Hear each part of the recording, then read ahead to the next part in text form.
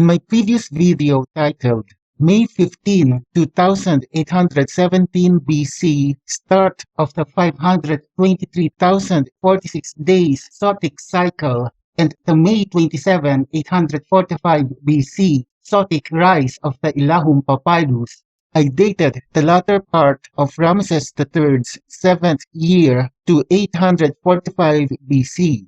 While Egyptian Chronology dated it to 1179 BC, which means the 20th dynasty during which Ramses III reigned is 334 years too early. In this video, I will explain what caused this error and how to correct it. The 20th dynasty period is dated by Egyptian chronology between 1189 BC to 1077 BC for a total of 112 years. This dynasty was preceded by the 19th dynasty, whose capitals were Thebes and later Memphis and Pi-Ramesses. It is my assumption that because the 20th dynasty was the sole successor of the 19th dynasty without having any rival dynasties synchronous with it, the 20th dynasty in its early period inherited and controlled all the capitals previously held by the 19th dynasty. That is, until rival dynasties sprouted later and started grabbing these capitals from the 20th dynasty during and at the end of its period. The continuity between the 20th dynasty and the 21st dynasty is established by the fact that the first pharaoh of the 21st dynasty, Mendes, was the one who buried the last pharaoh of the 20th dynasty, Ramesses XI. The 21st dynasty is dated by Egyptian chronology between 1077 BC to 943 BC for a total of 134 years. I mentioned earlier that my revision of Egyptian chronology shows that the dating of the 20th dynasty during which Ramses III reigned is 334 years too early. This means that according to my chronology, the 20th dynasty period is from 855 BC to 743 BC instead of 1189 BC to 1077 BC as current Egyptian chronology would have it. Now, something significant happened in 743 BC that caused the sprouting of two rival dynasties that ended the 20th dynasty under its final pharaoh Ramses XI and his control over its capitals. Piye was a Kushite Pharaoh and founder of the 25th Dynasty of Egypt, who ruled Egypt from 744 BC to 714 BC. As the son of the Kushite king Kashta, he was both the ruler of Nubia as well as Upper or Southern Egypt, with its capital initially in Thebes, and which I believe he grabbed from the last pharaoh of the 20th dynasty, Ramses XI, whose final year according to my chronology was in 743 BC. This forced Ramses XI to transfer his capital to Tanis in 744 BC, shortly before his death in 743 BC, and after arranging to have himself buried away from Thebes. Piye didn't stop after conquering Thebes and took advantage of the squabbling of Egypt's other rulers by expanding Nubia's power beyond Thebes into lower or northern Egypt. Piye marched north of Thebes and achieved complete victory at Heracleopolis, conquering the cities of Hermopolis and Memphis, among others. Satisfied with his triumph, Piye proceeded to sail south to Thebes and returned to his homeland in Nubia, never to return to Egypt. The local kings of Lower Egypt, as well as Thebes, whom Piye appointed, became Piye's vassals and were essentially free to do what they wanted without Piye's oversight. The Stele of Piye chronicles his military feats that he achieved in his regnal year 21 in Nubia, which I believe was also the start of his second year reign in Thebes in 743 BC. One of the pharaohs he mentioned conquering in this military campaign was Osorkon of Bubastis, which Egyptologists identified as Osorkon IV, who was the last pharaoh of the 22nd Dynasty whose capitals were Bubastis and Tanis. Egyptian chronology dates Osorkon IV's reign at 730 BC to 716 BC, while it dates Piye's reign at 744 BC to 714 BC.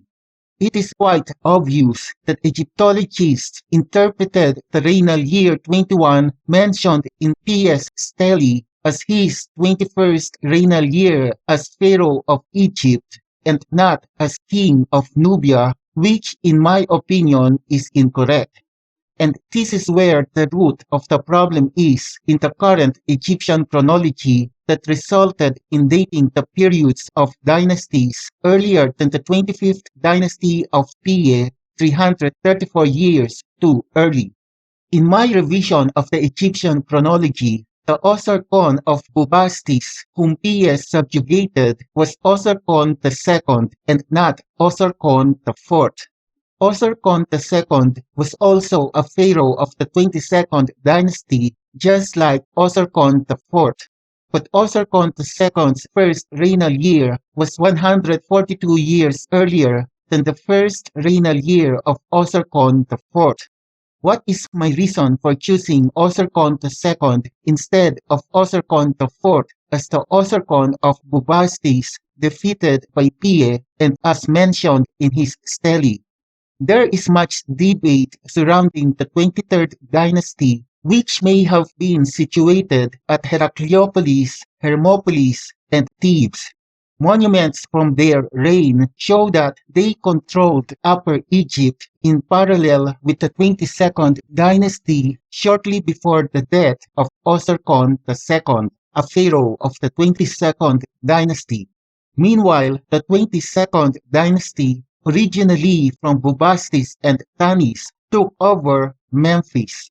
If you still recall, Piye's capital in Egypt during his first year as Pharaoh of Egypt was Thebes before he marched north and conquered Heracleopolis, Hermopolis, and Memphis, among others. After conquering all these Egyptian capitals, Piye returned to his homeland in Nubia after installing vassals in these conquered capitals. I believe the pharaohs of the 23rd dynasty who took over Heracleopolis, Hermopolis, and Thebes, as well as the pharaohs of the 22nd dynasty who took over Memphis, were the vassals of Piye. The capital of the 22nd dynasty was initially at Bubastis only, and this is why this dynasty is also known as the Bubastite dynasty. This dynasty also made Tanis its capital early in its period, sometime on or shortly before Shoshenq II, its third pharaoh, who was buried in Tanis.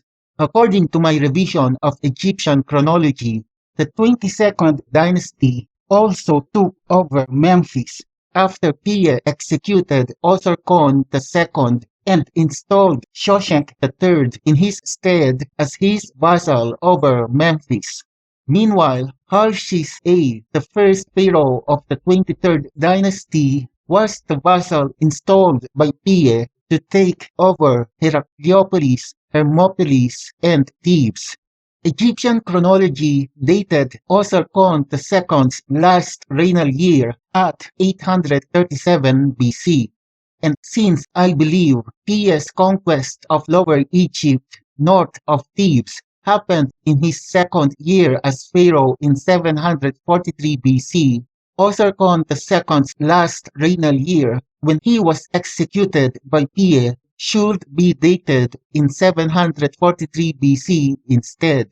Also, because Egyptologists believe the 23rd dynasty emerged shortly before the death of Osorkon II, the start of Harshis A's reign, the first pharaoh of the 23rd dynasty, should be dated in 743 BC as well.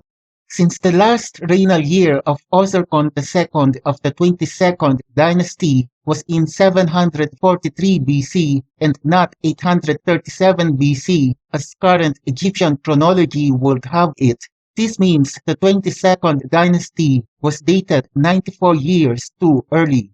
Thus, the true start of the 22nd dynasty, currently dated in 943 BC, should be dated in 849 BC instead. Also, the 22nd dynasty lasted 227 years, so its period, according to my revision of Egyptian chronology, should be between 849 BC to 622 BC. Now, if you still recall, I stated earlier that I dated the 20th dynasty period from 855 BC to 743 BC. This was based on my own interpretation of the Sotic cycle, which I discussed in detail in my previous video titled May 15, 2817 BC start of the 523,046 days Sotic cycle and the May 27, 845 BC Sotic rise of the Ilahum papyrus. I also stated that the 23rd dynasty started in 743 BC upon Piye's execution of Osorkon II during Piye's second regnal year. And since 743 BC was also when the 20th dynasty ended, this means the 23rd dynasty succeeded the 20th dynasty when Piye made Harshis A, the first pharaoh of the 23rd dynasty, his vassal over Thebes, one of the capitals of the 20th dynasty. Piye made Harshis A his vassal over Heracleopolis and Hermopolis as well. The continuity between the 20th dynasty and the 21st dynasty is established by the fact that the first pharaoh of the 21st dynasty, Ismendes, was the one who buried the last pharaoh of the 20th dynasty, Ramesses XI. Because according to my chronology, the 20th dynasty ended in 743 BC, this means the 21st dynasty started in 743 BC and ended in 609 BC, since the 21st dynasty has a period of 134 years. The capital of the 21st dynasty was in Tanis, while P. Ramesses was one of the capitals of the 20th dynasty together with Thebes and Memphis. And it was Ramesses XI, the last pharaoh of the 20th dynasty, who shortly before his death transferred Egypt's political capital to Tanis, where he died and was buried circa 743 BC, according to my chronology. Cantir was recognized as the site of the Ramesside capital P. Ramesses. Cantir P. Ramesses lies only 30 kilometers to the south of Tanis. Now, the 22nd dynasty made Tanis one of its capitals early in its period, sometime on or shortly before Shoshenq II, its third pharaoh who was buried in Tanis. I dated the 22nd dynasty period between 849 BC to 622 BC, or 94 years later than the dating of Egyptian chronology. So therefore, the reign of Shoshenq II, according to my revision of Egyptian chronology, was between 793 BC to 791 BC, which is also 94 years later than how Egyptian chronology dated his reign. Because Ramesses XI, the last pharaoh of the 20th dynasty, transferred his capital to Tanis only shortly before his death in 743 BC, while Shoshenq II of the 22nd Dynasty was already in control of it as early as 793 BC, it means it was the 22nd Dynasty which first built Tanis as its capital and not Ramesses XI.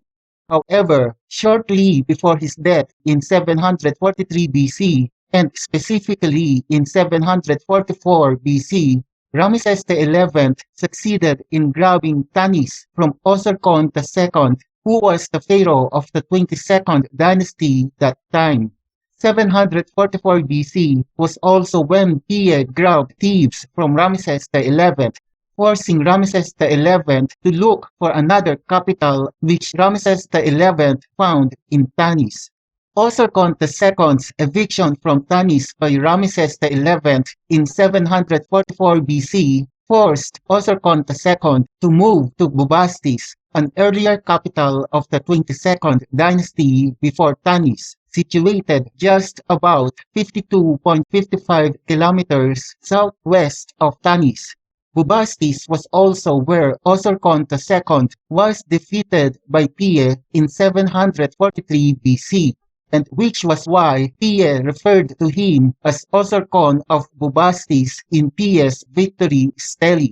I also believe that it was Piye who, in 743 BC, transferred the control of Tanis to Smendes of the 21st Dynasty as his vassal after Piye defeated Ramesses XI in battle. According to Egyptologists, Ramesses XI died under unknown circumstances.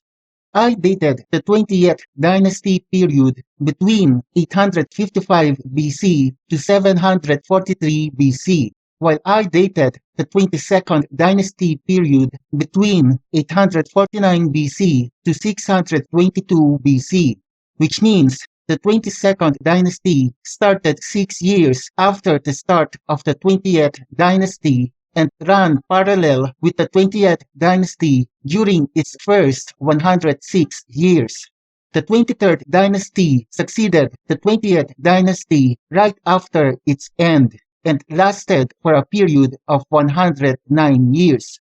This means the 23rd Dynasty period is between 743 BC to 634 BC.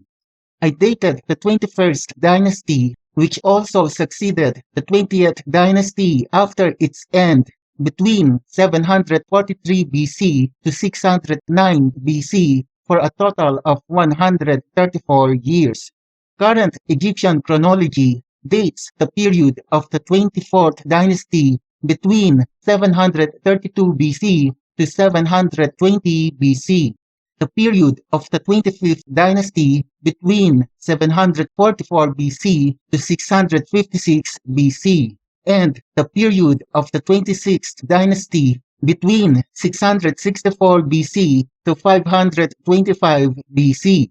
I have no revisions to the dating of the 24th, the 25th, and the 26th dynasties. However, according to my chronology, the number of years from the start of the 20th dynasty, which I dated in 855 BC, and the end of the 26th dynasty, which is dated by Egyptian chronology in 525 BC, are 330 years. While according to Egyptian chronology, the number of years from the start of the 20th dynasty, which it dated in 1189 BC, and the end of the 26th dynasty, which it dated in 525 BC, are 664 years.